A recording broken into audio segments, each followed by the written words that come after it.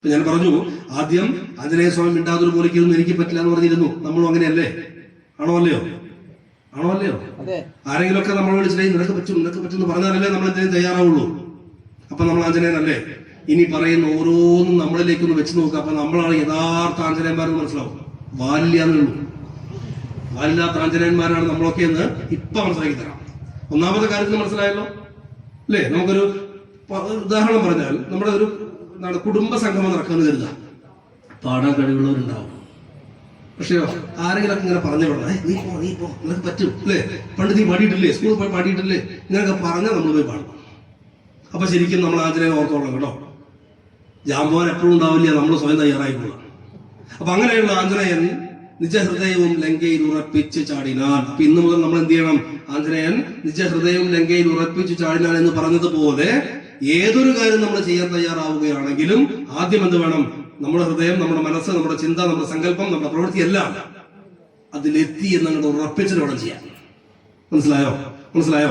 അങ്ങനെയുള്ള നമ്മളാകുന്ന ആഞ്ജനേയൻ. ഇപ്പൊ ആഞ്ജനേയൻ ആരാ? രാമായണത്തിലെ ആഞ്ജനേയനാണോ? അല്ല. ആരാണ്? നമ്മൾ ഓരോരുത്തരുമാണ്. നമ്മൾ ഓരോരുത്തരും ജനിച്ചത് എവിടെയാ? സാക്ഷാൽ മഹാദേവ ബീജമല്ലോ ഭവാൻ. നമ്മൾ ഓരോരുത്തരും ആരാണ്? ആ മഹാദേവന്റെ അംശമാണ്, ഈശ്വരന്റെ അംശമാണ്. മറ്റുണ്ടോ? ഇപ്പൊ നമ്മളാണ് ഹനുമാന്മാർ. ഒരു ഹനുമാൻ ഇവിടെ ഇരിക്കുന്നു, കുറെ ഹനുമാന്മാർ അവിടെ ഇരിക്കുന്നു. ഒരു സംശയം കാര്യത്തിൽ വേണ്ട. അത് ഉറപ്പിച്ചല്ലോ. അപ്പൊ നമ്മൾ നിജഹൃദയം ലങ്കയിൽ ഉറപ്പിച്ചു. ഇനി നമ്മുടെ ഹൃദയം എവിടെയാണ് ഉറപ്പിക്കേണ്ടത്? നമ്മളെ കുറിച്ച് പഠിക്കാനാണ് പോണത്. പറഞ്ഞു മനസ്സിലായോ? അങ്ങനെ നമ്മളെ കുറിച്ച് പഠിക്കുമ്പോ ദേവന്മാർ എന്ത് ചെയ്യുന്നു? നമ്മളൊന്ന് പരീക്ഷിക്കാൻ തയ്യാറാവും. ഇവരതിനുള്ള കഴിവുണ്ടോ? കാരണം ഞാൻ നേരത്തെ പറഞ്ഞു, നമ്മളൊക്കെ ലോകത്ത് എത്രയോ സ്ഥലമുണ്ടായിട്ടും ഇന്ന സ്ഥലത്ത് ഇന്ന അച്ഛന്റെ ഇന്ന അമ്മയുടെ മകനോ ആയിട്ട് ജനിക്കാൻ ഒരു കാരണമുണ്ടെന്ന് പറഞ്ഞു. ശരിയാണല്ലോ? ആ കാരണം നമുക്ക് എന്തോ ജന്മലക്ഷ്യം ഉണ്ട്. നമ്മുടെ ജീവിതത്തിൽ എന്തോ ലക്ഷ്യമുണ്ട്. ഈ ലക്ഷ്യത്തിലേക്ക് പോകാൻ വേണ്ടിയിട്ട് അവന് കഴിവുണ്ടോ എന്ന് ആര് പരീക്ഷിക്കും? ഈശ്വരന്മാര് പരീക്ഷിക്കും.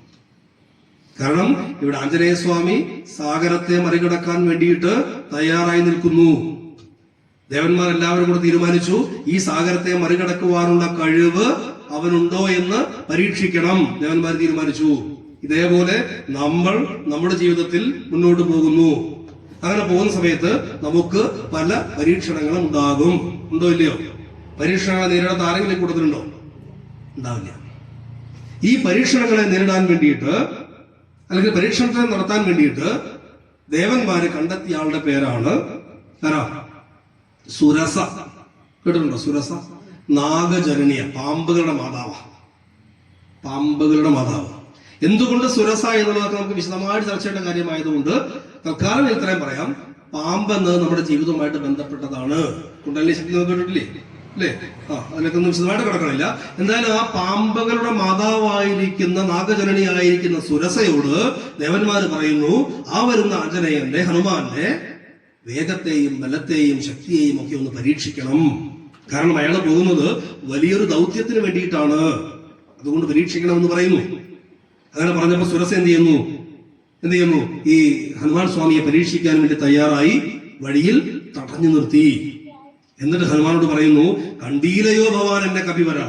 നീ ആരാ അങ്ങോട്ട് പോണത്? നീ എന്നെ കണ്ടില്ലേ? ഞാനിവിടെ നിൽക്കണ കണ്ടില്ലേ? നീ അങ്ങനെ ക്യാമറയുടെ ഒക്കെ പോകല്ലേ? ഭയരഹിതം ഇതുവഴി നടക്കുന്നവരുടെ ഭക്ഷിപ്പതിന് കൽപ്പിച്ചത് ഈശ്വരൻ. ഒരു ഭയവുമില്ലാതെ ഈ സമുദ്രത്തിന്റെ മുകളിലൂടെ പോകുന്ന ആളുകളെ ഭക്ഷിച്ചുകൊള്ളുവാൻ വേണ്ടി എന്നോട് ഈശ്വരൻ കൽപ്പിച്ചിട്ടുണ്ട്. അതുകൊണ്ട് നീ ഭയമില്ലാതെ പോകുന്നത് ഞാൻ കണ്ടു. ഭയത്തോടു കൂടി ആയിരുന്നു എങ്കിൽ കുഴപ്പമില്ല അല്ലെ? ഭയരഹിതം ഇതുവഴി എന്നാ പറഞ്ഞത്. ഭയമില്ലാതെ ഈ വഴിക്ക് ആരെങ്കിലും പോയാൽ അവരെ ഭക്ഷിച്ചു കൊള്ളുവാൻ വേണ്ടി ഈശ്വരൻ എന്നോട് കൽപ്പിച്ചിട്ടുണ്ട്. അതുകൊണ്ട് നീ അങ്ങനെ പോവല്ലേ, നിന്നെ ഞാൻ ഭക്ഷണമാക്കാൻ വേണ്ടി പോകുന്നു. മമ വദന കുഹരമതിൽ വെരുവിനോട് പോക നീ. ഞാൻ നിന്നെ അടിക്കാനോ പിടിക്കാനൊന്നും എനിക്ക് വയ്യ. ഞാൻ വായ തുറന്നു തരാം, നീ എന്ത് ചെയ്തോളാം? ആ വാക്യാതൊരു വന്ന് കയറിക്കോളൂ. എന്ത് സുഖല്ലേ അല്ലേ? എന്നാലോചിച്ചു. സുരസ പറയാണ്, മമ വദന കുഹരമതിൽ വിരവിനോട് പോക നീ. മറ്റൊന്ന് ഓർത്ത് കാലം കളയായി കേട്ടോ. നീ കൂടുതലേ അതും ഇതൊന്നും ചിന്തിച്ച് നേരം കളയണ്ട. ഞാനിത് വായ തുറന്നു വെച്ചിട്ടുണ്ട്, വന്ന് കയറിക്കോളൂ. ആരാ പറയുന്നത്? സുരസ. ആരോട്? ആഞ്ജനേയനോട് പറയുന്നു. ആഞ്ജനേയൻ പറയുന്ന മറുപടി നമ്മൾ ശ്രദ്ധിക്കണം. അഹം അഖില ജഗദധിപൻ അമരഗുരു ശാസ്ത്രാലാശ സിദ്ധാന്വേഷണത്തിന് പോകുന്നു. ഞാൻ ഈ ജഗത്തിന്റെ തന്നെ ഈശ്വരനായിരിക്കുന്ന ശ്രീരാമചന്ദ്ര മഹാപ്രഭുവിന്റെ നിർദ്ദേശമനുസരിച്ച് സീതാന്വേഷണത്തിന് വേണ്ടി പോവുകയാണ്. അവളെ നിശിചരപുരിയിൽ വിരവിനോട് ചെന്നുകണ്ട്, അവളെ അറിയാം സീതാദേവിയെ നിശിചരപുരത്തിൽ അഥവാ രാക്ഷസന്മാരുടെ പുരത്തിൽ ലങ്കയിൽ ചെന്നിട്ട് കണ്ടതിനു ശേഷം അദ്യവാശ്വേത അല്ലെങ്കിൽ ഇന്നോ നാളെയോ, അവളെ കണ്ടതിന് ശേഷം ഞാൻ ഇന്നോ നാളെയോ തിരിച്ചു വരും. ജനക നരപതി ദുഹിത്രെ ചരിതമഖിലം ദ്രുതം ചെന്നു രഘുപതിയോട് അറിയിച്ചു. ഞാൻ സീതാദേവിയെ കണ്ട വൃത്താന്തങ്ങളൊക്കെ ഒന്നൊഴിയാതെ എല്ലാ വൃത്താന്തവും ആരോട് പറയണം? എനിക്ക് ശ്രീരാമസ്വാമിയോട് പറയണം. ശ്രീരാമസ്വാമിയോട് അറിയിച്ചിട്ട് നോക്കണം, ചെന്നു രഘുപതിയോട് അറിയിച്ച് ഞാൻ തവ വദന കുഹരം അതിൽ അപഗതഭയാകുലം താല്പര്യം ഉൾക്കൊണ്ട് വന്ന് പൊക്കിയിടുവൻ. നോക്കൂ, ഞാൻ ഇത് പോകുന്നത് സീതാദേവിയെ കാണാൻ വേണ്ടിയാണ്. ഞാൻ അവിടെ ചെന്ന് സീതാദേവിയെ കാണും. കണ്ടതിന് ശേഷം ഇന്നോ നാളെയോ, കാരണം ഉറപ്പ് പറയാൻ വയ്യ, അപ്പൊ ഇന്നോ നാളെയോ പോയിട്ട് ഇതൊക്കെ കണ്ടതിന് ശേഷം തിരിച്ചെനിക്ക് എവിടെ എത്തണം? ശ്രീരാമസ്വാമിയുടെ സമീപത്തെത്തണം. അവിടെ എത്തിയിട്ട് ലങ്കയിൽ സീതാദേവിയെ കണ്ട വൃത്താന്തങ്ങളും വിശേഷങ്ങളും ഒക്കെ അഖില അധിപനായിരിക്കുന്നു ശ്രീരാമസ്വാമിയോട് പറഞ്ഞതിന് ശേഷം തീർച്ചയായിട്ടും ഞാൻ തിരിച്ചു വന്ന് നിന്റെ വായിൽ വന്ന് കയറിക്കൊള്ളാം. എന്നിട്ട് പറയുന്നു, ഒരു പൊഴുതു മറവിയിലഹൻ ആശുമാർഗം ദേഹി ദേവീ നമോസ്തുതേ. നോക്കൂ, തിന്നാമെന്ന് ആളോടെ ആഞ്ജനേയ പറയാ, അല്ലയോ ദേവി, ഞാൻ അങ്ങേ നമസ്കരിക്കുന്നു, അവിടുത്തെ നമസ്കരിക്കുന്നു. ഞാൻ ചില ദൗത്യമായിട്ടാണ് ഇപ്പൊ വന്നിട്ടുള്ളത്. ആ ദൗത്യം എന്ന് പറയുന്നത് എനിക്ക് ലങ്കയിൽ പോകണം, സീതാദേവിയെ കാണണം. ഇന്നോ നാളെയുമായിട്ട് ആ കാര്യങ്ങൾ നിർവഹിച്ചതിന് ശേഷം തിരിച്ച് ഞാൻ ശ്രീരാമസ്വാമി അടുത്ത് പോയിട്ട് ഈ വൃത്താന്തങ്ങളൊക്കെ പറയണം. അത് പറഞ്ഞതിന് ശേഷം തിരിച്ചു വന്ന് ഞാൻ ഭഗവതി ഞാൻ അവിടുത്തെ ഭക്ഷണമായിക്കൊള്ളാം, വായിലേക്ക് വന്ന് കയറിക്കൊള്ളാം. എന്നിട്ട് പറയുന്നു, ഒരു പൊഴുതും അറിവിയില്ല, എനിക്ക് കള്ളം പറയാൻ അറിഞ്ഞുകൂടാ, ഒരു പൊഴുതും അറിവിയില്ല, ഞാൻ കള്ളത്തരം ചെയ്യാറില്ല, വാക്ക് പറഞ്ഞാൽ പാലിക്കുന്നവരാണ്, എന്നെ വിശ്വസിക്കാം. എന്ന് ആലോചിച്ച് നോക്കൂ. ഇവിടെ തന്റെ ജീവൻ പോയാലും താൻ ഏറ്റെടുത്തിരിക്കുന്ന ദൗത്യം പൂർത്തീകരിക്കണമെന്നുള്ള ദൃഢനിശ്ചയം ആര് കാണിക്കുന്നു? ആഞ്ജനേയ സ്വാമി കാണിക്കുന്നു. നമ്മളാണെങ്കിൽ എന്താ പറയാ, രാമനൊക്കെ അവിടെ നിൽക്കട്ടെ, സീത അവിടെ നിൽക്കട്ടെ, നമ്മുടെ ജീവനം കൊണ്ട് പോകാതെ. ഇവിടെയാണ് ആഞ്ജനേയ സ്വാമി നമ്മളെ ജീവിതം പഠിപ്പിക്കുന്നത്. ഏറ്റെടുത്തിരിക്കുന്ന ദൗത്യം എന്താണോ, ശത്രുവായിട്ട് വന്ന സുരസയോട് പറയുന്നു, എനിക്ക് ചില ദൗത്യങ്ങളുണ്ട്, ഞാനത് പൂർത്തീകരിച്ചിട്ട് അവിടുന്ന് വായക്കകത്ത് കയറണമെന്നാണ് പറയുന്നതെങ്കിൽ ഞാൻ തയ്യാറാണ്. പക്ഷെ ഇത് ചെയ്യാൻ എന്നെ അനുവദിക്കണം. ഉറപ്പിച്ചു പറയുന്നു, ഞാൻ കള്ളം പറയാറില്ല, ഒരു പൊഴുതും ഞാൻ ചെയ്യാറില്ല. അതുകൊണ്ട് തീർച്ചയായിട്ടും എന്നെ ഏൽപ്പിച്ച ചുമതല പൂർത്തീകരിച്ച് കഴിഞ്ഞിട്ട് ഞാൻ വന്നിട്ട് അവിടുത്തെ ഭക്ഷണമായി കൊള്ളാമെന്ന് പറയുന്നു. ഇത് കേട്ടപ്പോ സുരസ പറഞ്ഞു, ദാഹവും ക്ഷുത്തും പൊറുക്കരുതേന്നും, എനിക്ക് വിശപ്പും ദാഹവും സഹിക്കാൻ വയ്യ, നീ ഇതൊക്കെ കഴിഞ്ഞു വരുമ്പോഴേക്കും എനിക്ക് വിശപ്പും ദാഹവും സഹിക്കാൻ പറ്റില്ല എന്ന് പറഞ്ഞപ്പോ ആഞ്ജനേയൻ നെഞ്ചുയർത്തിക്കൊണ്ട് പറഞ്ഞു, വാ വിളർന്നീട്. എന്താ പറഞ്ഞത്? വാ വിളർന്നീട്. നമ്മളടുത്ത് പറയുന്നു, വാ പിളർന്നീടെന്നു മാരുതി ചൊല്ലിനാൻ. എന്നാ പിന്നെ ഞങ്ങൾ വായ തുറക്ക്, അല്ലേ? അങ്ങനെ സുരസ വായ തുറന്ന സമയത്ത്, തുറന്നോളാൻ പറഞ്ഞ സമയത്ത് ആഞ്ജനേയൻ എന്താ ചെയ്തത്? 5 യോജനയായിട്ട് തന്റെ ശരീരത്തെ വലുതാക്കി. 5 യോജന വിസ്താരത്തിൽ ആഞ്ജനേയൻ അങ്ങോട്ട് വലുതായി. എന്നാപ്പനെ നീനങ്ങ് തില്ല്, അല്ലേ? നമ്മൾ നാടൻ ഭാഷ പറഞ്ഞാലേ. അങ്ങനെ പറഞ്ഞപ്പോ സുരസ അത്ഭുതം കൊണ്ടിട്ട്, സുരസയ്ക്കറിയാം ദേവന്മാര് തന്നെ നിയോഗിച്ചെന്നറിയാം. ഉടനെ സുരസ എന്ത് ചെയ്തു? 10 യോജനയായിട്ട് തന്റെ വായ തുറന്നു. ആഞ്ജനേയൻ 10 യോജനയുള്ള വായ കണ്ടപ്പോൾ തന്റെ ശരീരത്തെ 20 യോജനയായിട്ട് വർദ്ധിപ്പിച്ചു. ഉടനെ സുരസ തന്റെ മനസ്സിൽ പറയാണ്, ഇവനെ വെല്ലാൻ ഈ ലോകത്ത് ആർക്കും കഴിയുകയില്ല എന്ന് അപ്പോ തന്നെ സുരസ ഉറപ്പിച്ചു. എന്നിട്ടും സുരസ 50 യോജനയായിട്ട് തന്റെ വായുടെ വ്യാപ്തിയെ വർദ്ധിപ്പിച്ചു. ഉടനെ ആഞ്ജനേയൻ അതു പൊഴുത് പവനസുതൻ അതികൃശ ശരീരനായി അങ്കുഷ്ടതുലനായി ഉൾപ്പുക്കരുളിനാണ്. 50 യോജന വായും പുറന്നു നിൽക്കുന്ന ആ സുരസയുടെ വായ്ക്കകത്തേക്ക് ഒരു ചെറു വിരലിന്റെ വലുപ്പത്തിലായിട്ട് ആഞ്ജനേയൻ ഉള്ളിലേക്ക് പ്രവേശിച്ചു.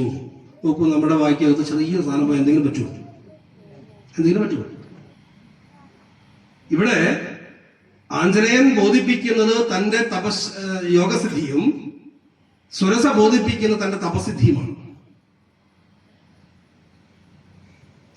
സുരസയുടെ മുമ്പിൽ 5 യോജന വിസ്തൃതിയിൽ ആഞ്ജനേയൻ വളർന്ന സമയത്ത് 10 ആവുകയും 10 20 ആവുകയും 20 50 ആവുകയും ചെയ്തപ്പോൾ തന്നെ സുരസയ്ക്ക് മനസ്സിലായി ഇയാള് കേമനാണ്, ഇയാൾക്ക് ഈ പോകുന്ന കാര്യങ്ങളൊക്കെ ഭംഗിയായിട്ട് തന്നെ നടത്താൻ സാധിക്കും എന്ന് ബോധ്യപ്പെടുകയും തന്റെ തപസ്സിന്റെ ഫലം കൊണ്ട് യോഗസിദ്ധി കൊണ്ട് ആഞ്ജനേയൻ ചെറുവിരൽ കണക്കകത്ത് പോവുകയും ചെയ്തപ്പോൾ സുരസ പറഞ്ഞു, സന്തോഷം, ഞാനിവിടെ വന്നത് ദേവന്മാരുടെ നിർദ്ദേശമനുസരിച്ച് അങ്ങയുടെ ബലവേഗ വിക്രമങ്ങളെ കുറിച്ച് മനസ്സിലാക്കാനാണ്. അങ്ങേക്ക് അതിനുള്ള ശക്തിയുണ്ടോ എന്ന്, ഈ ദൗത്യം പൂർത്തീകരിക്കാനുള്ള ശക്തിയുണ്ടോ എന്ന് തിരിച്ചറിയുന്നതിന് വേണ്ടിയിട്ടാണ്. ഇത് പറഞ്ഞപ്പോ ആഞ്ജനേയൻ പറയുന്നു, ശൃണുസുമുഖി സുരസേ സുരസുഖപരേ സുരസേ ശുദ്ധേ ശുദ്ധേ ഭുജംഗ മാതാവേ നമോസ്തുതേ നമോസ്തുതേ നമോസ്തുതേ. ആഞ്ജനേയൻ പറയാണ്, ശരണമിഹ, അവിടുത്തെ ഭഗവതിയുടെ പാദങ്ങളെ ഞാൻ നമസ്കരിക്കുന്നു. ശാന്തേ ശരണ്യേ നമസ്തേ നമോസ്തുതേ. നോക്കൂ, ആഞ്ജനേയന്റെ തൊട്ട് മുമ്പ് നമ്മൾ ആരെയാ കണ്ടത്? ആരെയാ പാദം നമസ്കരിക്കാനുണ്ടത്? ആഞ്ജനേയന്റെ ആ സമർപ്പണ ബുദ്ധി ആലോചിച്ച് നോക്കൂ.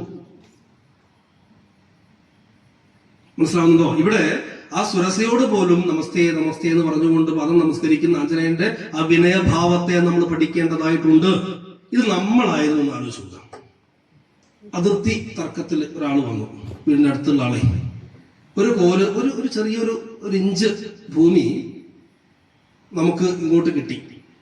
1 ഇഞ്ച് ഭൂമി നമ്മളെന്താ പറയാ, കണ്ടില്ലേ, പറയില്ലേ, എന്തെല്ലാമായിരുന്നു. ഇപ്പൊ കണ്ട എന്റെ ഭൂമി എനിക്ക് തന്നെ കിട്ടി. 1 ഇഞ്ച് ഭൂമി നമുക്ക് കിട്ടിയാൽ പോലും നമ്മൾ എന്ത് ചെയ്യും? അഹങ്കരിക്കും. ഞാൻ കേമനാണെന്ന് അഹങ്കരിക്കും, ഞാൻ കേസ് കൊടുത്ത് ഞാൻ ജയിച്ചു അഹങ്കരിക്കും. ശരിയോ തെറ്റോ? ഇവിടെ ആഞ്ജനേയൻ തന്റെ മുമ്പിൽ വന്ന വലിയൊരു പ്രതിബന്ധത്തെ ഇല്ലാതായിട്ട് പോലും എന്താ പറഞ്ഞത്? നമസ്തേ നമസ്തേ നമസ്തേ, ആ പാദങ്ങൾ ഞാൻ നമസ്കരിക്കുന്നു എന്ന് പറയുന്ന വിനയഭാവം ആലോചിച്ച് നോക്ക്. ഇവിടെയാണ് ആ വിനയത്തിൽ നിന്നാണ് ആഞ്ജനേയ സ്വാമിയുടെ വളർച്ചകൾ ഉണ്ടാകുന്നത്. അതാണ് നമ്മൾ പഠിക്കേണ്ട പ്രധാനപ്പെട്ട ഒരു വിഷയം. അങ്ങനെ ആഞ്ജനേയ സ്വാമി അവിടെ നിന്നുകൊണ്ട് സുരസയുടെ അനുവാദത്തോടു കൂടിയിട്ട് അവിടെ നിന്ന് യാത്ര തിരിക്കുന്നു. അങ്ങനെ യാത്ര തിരിക്കുന്ന സമയത്ത് ജലനിധി അഥവാ സമുദ്രം, സാഗരത്തിന്റെ ഉള്ളിലുള്ള മൈനാക പർവ്വതം സാഗരത്തിൽ തന്നെയുള്ള പർവ്വതമാണ്. അതിന്റെ ചരിത്രവും വിശദമായിട്ടുള്ള കഥയൊന്നും പോകുന്നില്ല. എന്തായാലും സാഗരം മൈനാക പർവ്വതത്തോട് പറയുന്നു, ആ പറന്നു വരുന്നത് ആഞ്ജനേയനാണ്. അദ്ദേഹം രാമകാര്യാർത്ഥമായിട്ടാണ് പോകുന്നത്. അങ്ങനെ പോകുന്ന സ്ഥിതിയിൽ അദ്ദേഹത്തെ നമുക്ക് എന്ത് ചെയ്യണം? ദാഹവും വിശപ്പും ഒക്കെ ഉണ്ടാവും. അപ്പൊ ഒന്ന് ക്ഷീണം മാറ്റാനുള്ള ഉപാധിയെ അല്ലയോ മൈനാക പർവ്വതമേ അങ്ങ് കൽപ്പിച്ചാലും എന്ന് പറയുന്നു. ആര്? സാഗരം പറയുന്നു. അങ്ങനെ ആഞ്ജനേയ സ്വാമി വരുന്ന സമയത്ത് മൈനാക പർവ്വതത്തോട് സാഗരം പറയുകയാണ്, രാമൻ തിരുവടി തസ്യ കാര്യാർത്ഥമായി പോകുന്നതും ഇവൻ ഇടയിലൊരു പതനം അവനില്ല, കാരണാൽ ഇച്ഛയാ പൊങ്ങി തളർച്ച തീർക്കണം. ആഞ്ജനേയന്റെ ഒരു ഇടയ്ക്കൊരു തകർച്ച ഉണ്ടാവാതിരിക്കാൻ വേണ്ടിയിട്ട്, ക്ഷീണം ഉണ്ടാകാതിരിക്കാൻ വേണ്ടിയിട്ട് അല്ലയോ മൈനാക പർവ്വതമേ ഒന്ന് ക്ഷീണം മാറ്റാനുള്ള അവസ്ഥ ഉണ്ടാക്കി കൊടുക്കണമെന്ന് പറയുന്നു. മാനുഷവേഷം ധരിച്ച് മൈനാക പർവ്വതം ആഞ്ജനേയനോട് പറയുന്നു, ഹിമശിഖരെ തനയനഹം അറിയുക, ഞാൻ പർവ്വതാധീശനായിട്ടുള്ള ഹിമാലയത്തിന്റെ പുത്രനാണ്. അങ്ങ് അറിഞ്ഞാലും ഞാനിപ്പോ വന്നിരിക്കുന്നത് അങ്ങയുടെ തളർച്ച തീർക്കാൻ വേണ്ടിയിട്ടാണ്.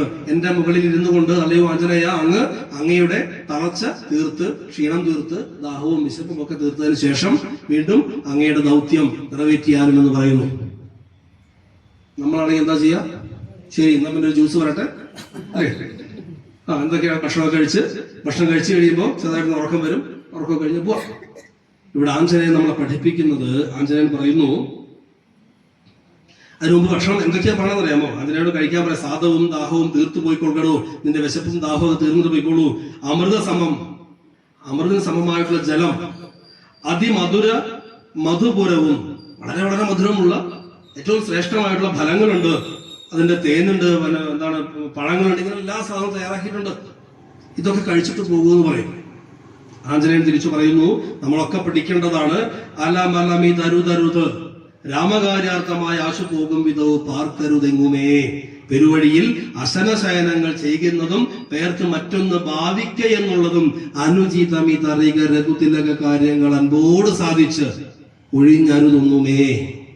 എന്ന് വെച്ചാൽ രാമകാര്യത്തിന് വേണ്ടി ഞാൻ പോകുന്ന സമയത്ത് എവിടെയും ഇരിക്കാൻ എനിക്ക് സമയമില്ല, ഭക്ഷണം കഴിക്കാൻ സമയമില്ല, ദാഹവും വിശപ്പൊന്നും ആലോചിക്കാൻ സമയമില്ല. കാരണം എന്താ?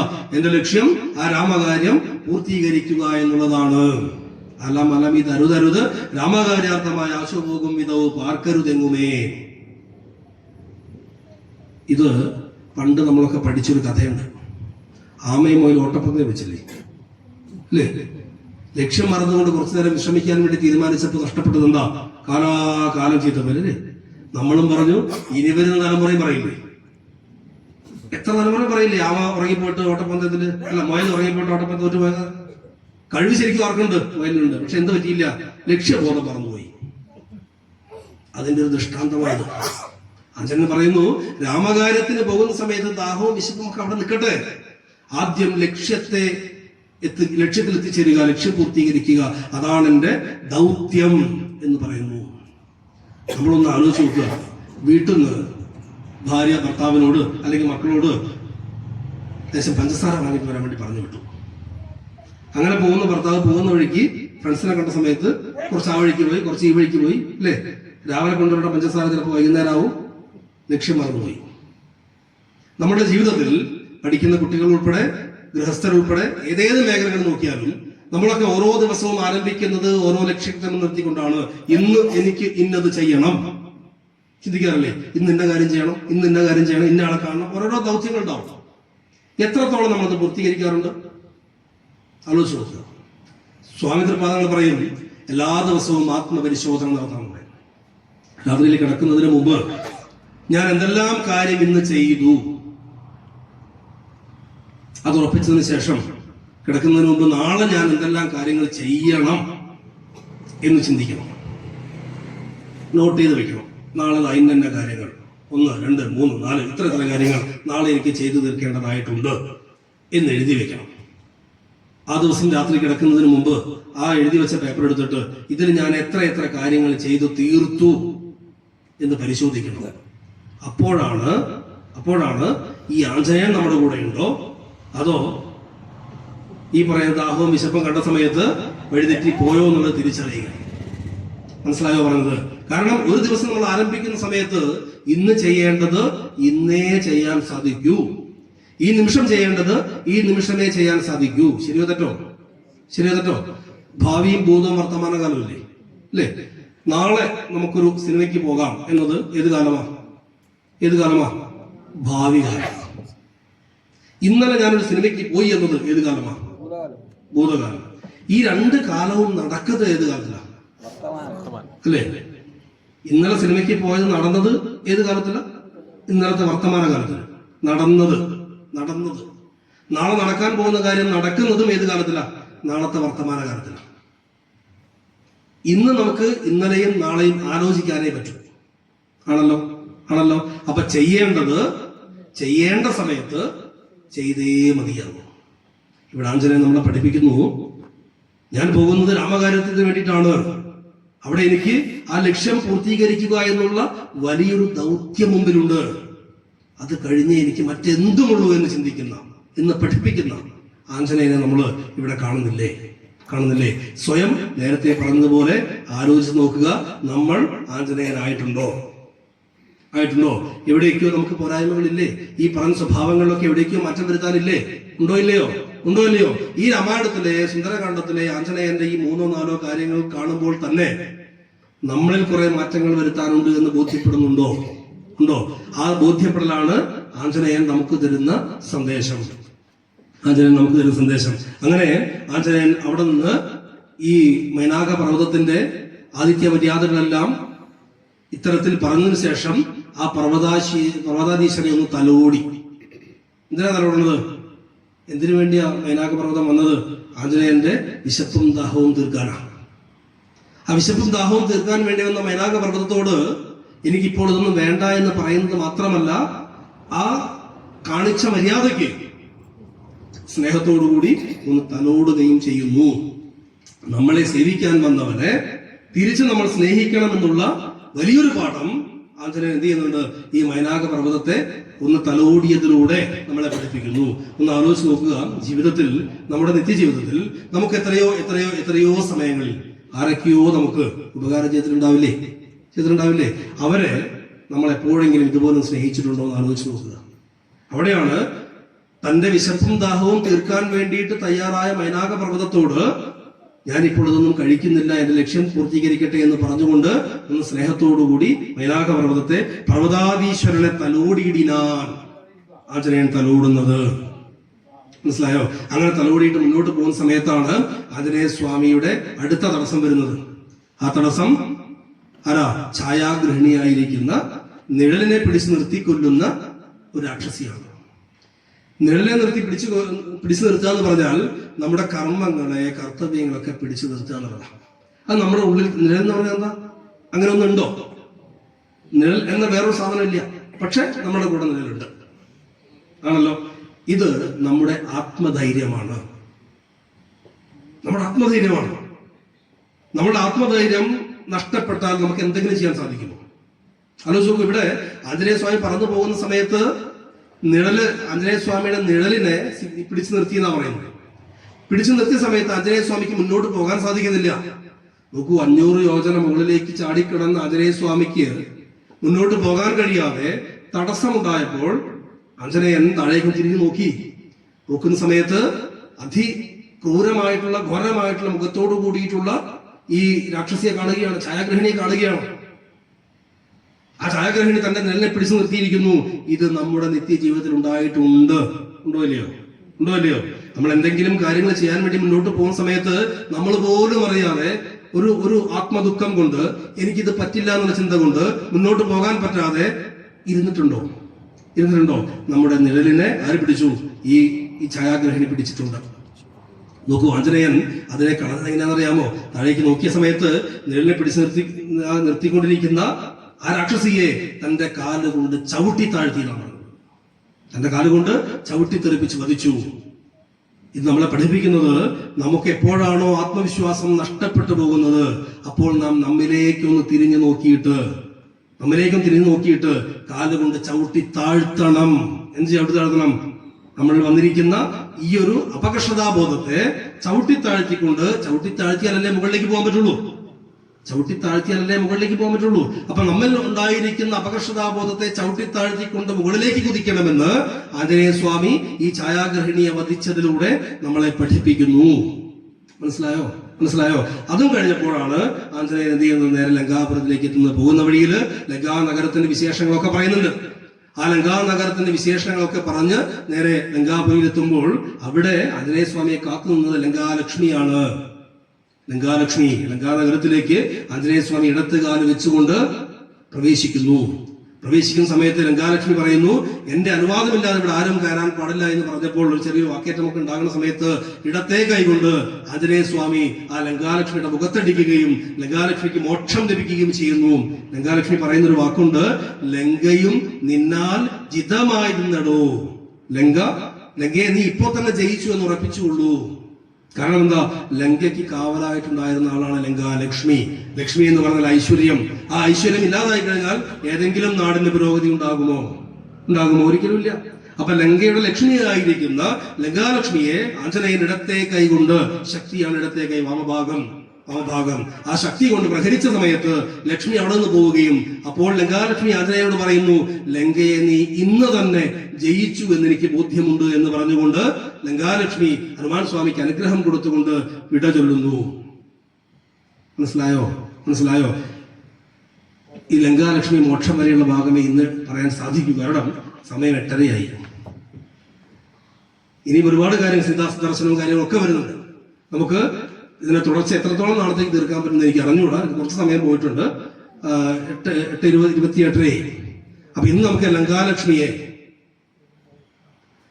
ലങ്കാലക്ഷ്മിക്ക് മോക്ഷം കൊടുത്തുകൊണ്ട് ലങ്കാലക്ഷ്മി ആഞ്ജനേയനോട് പറയുന്നു, ലങ്കയും നിന്നാൽ ജിതയായിരുന്നടോ. ലങ്കാനഗരം അല്ലെങ്കിൽ ലങ്ക എന്ന് പറയുന്നതിനെ നീ വിജയിച്ചു കഴിഞ്ഞിരിക്കുന്നു എന്ന് പറഞ്ഞുകൊണ്ട് ലങ്കാലക്ഷ്മി അവിടെ നിന്നും വിട വാങ്ങുന്നതോടുകൂടിയിട്ട് ഏത് ഭാഗങ്ങൾ വരെ കഴിഞ്ഞു? 3 ഭാഗം കഴിഞ്ഞു. എത്ര നമ്മൾ മൊത്തം പറഞ്ഞത്? 11 ഭാഗമാണ്. അതിലൊന്ന് സമുദ്രലംഘനം. നമ്മൾ കണ്ടു, മഹേന്ദ്ര പർവ്വതത്തിന്റെ മുകളിൽ നിന്നുകൊണ്ട് നഗാരിയെ പോലെ വിളങ്ങി ആ സമുദ്രത്തെ ചാടിക്കിടക്കാൻ വേണ്ടി ആഞ്ജനേയൻ തയ്യാറായി. അതാണ് 1ാമത്തെ ഭാഗം. ആ ചിത്രോർമ്മയിൽ വന്നോ? അങ്ങനെ ചാടിക്കിടക്കുന്ന സമയത്ത് 2ാമത്തെ ഭാഗം മാർഗവിഘ്നമാണ്. മാർഗവിഘ്നം ആദ്യം വന്നത് ദേവന്മാർ തന്നെ പറഞ്ഞു വിട്ട ആരാ? നാഗജനനിയായിരിക്കുന്ന സുരസ. ആ സുരസ എന്തായിരുന്നു കഥ? വായു തുറക്കുന്നില്ലേ? 5 യോജന, 10 യോജന, 20 യോജന, 50 യോജന, ഓർമ്മയുണ്ടോ? അകത്ത് കയറുന്നു, അനുഗ്രഹം കൊടുക്കുന്നു. 1ാമത്തെ ഭാഗം കഴിഞ്ഞു. 2ാമത്തെ തടസ്സം ആരായിരുന്നു? 2ാം തടസ്സം? കേട്ടില്ല? മൈനാകപർവ്വതം. അത് തടസ്സമാണോ എന്ന് ചോദിച്ചാൽ ആണ്. തടസ്സമാണോ ചോദിച്ചാലാണ്. എങ്ങനെ തടസ്സമായത്? സാധകനെ സംബന്ധിച്ച്. കാരണം മൈനാകപർവ്വതം വന്നത് എന്തിനു വേണ്ടിയിട്ടാ? ഈ ദാഹവും വിശപ്പും മാറ്റാൻ വേണ്ടി, അങ്ങ് പറഞ്ഞതുപോലെ ദാഹവും വിശപ്പും മാറ്റാൻ വേണ്ടി സതുദ്ദേശത്തിലാണ് വന്നത്. പക്ഷേ ഒരു സാധകനെ സംബന്ധിച്ച് തന്റെ ലക്ഷ്യത്തിൽ നിന്ന് വ്യതിചരിക്കാനുള്ള കാരണമല്ലേ? ആണോ അല്ലയോ? ഈ പറയുന്ന ജ്യൂസും ഫ്രൂട്ടിയും ഇതൊക്കെ കാണുന്ന സമയത്ത് ലക്ഷ്യം മറന്നുപോയാലോ? തടസ്സമായില്ലേ? പറഞ്ഞതിന്റെ കാര്യം മനസ്സിലായോ? അപ്പൊ ഒരർത്ഥത്തിൽ അതെന്താണ്? തടസ്സമാണ്. എന്നാൽ അത് വന്നത് സതുദ്ദേശത്തിലാണ്. നമ്മുടെ ജീവിതത്തിലും പലപ്പോഴും സതുദ്ദേശത്തിലാണ് ചിലതൊക്കെ വരിക. പക്ഷേ നമ്മളെ ചിലപ്പോൾ പരീക്ഷിക്കാനും നമ്മളെ തെറ്റായ മാർഗത്തിലേക്ക് ചിലപ്പോൾ പോകാനും സാധ്യതയുള്ള വിഷയങ്ങൾ ഉണ്ടാകാം. വിശദമായിട്ട് പറഞ്ഞ് ഒരുപാട് പറയുന്നുണ്ട്, അങ്ങനെയൊന്നും പറയണില്ല. എന്തായാലും മാർഗവിഘ്നത്തിൽ 2ാമത്തത് മൈനാകപർവ്വതത്തിന്റെ വരവാണ്. 3ാമത്തത് ഛായാഗ്രഹിണി സിംഹിക. ഛായാഗ്രഹിണി, നിഴലിനെ പിടിച്ച് നിർത്തിക്കൊല്ലുന്ന നീതയാം സിംഹിക. ആ സിംഹിക വന്നത് നമ്മുടെ എല്ലാം നിത്യജീവിതത്തിൽ എന്താണ്? അപകർഷതാബോധം പോലെ, ആത്മവിശ്വാസക്കുറവ് പോലെ നമ്മളിൽ തന്നെയുള്ള നമ്മൾ അറിയാത്ത ഒരു സാധനമാണ് നമ്മുടെ നിഴല്. നമ്മുടെ ആത്മവിശ്വാസക്കുറവ്, അപകർഷതാബോധം എന്നൊക്കെ വേണേൽ ചിന്തിക്കാം.